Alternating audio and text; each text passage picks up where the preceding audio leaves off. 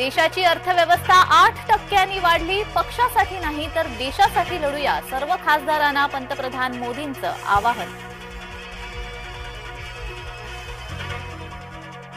अमित शहा यांच्या गुगलीवर जरांगे चिडीचूप. आरक्षणाच्या मुद्द्यावर जरांगेंकडून शरद पवारांची पाठराखण. मुंबईसह उपनगरात जोरदार पाऊस, लोकल संथ गतीनं.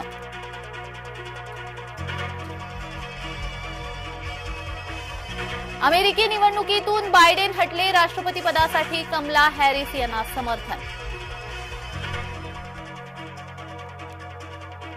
औरंग्या समर्थक टोळीचे उद्धव प्रमुख. औरंग्याच्या समर्थनासाठी उद्धव अग्रेसर.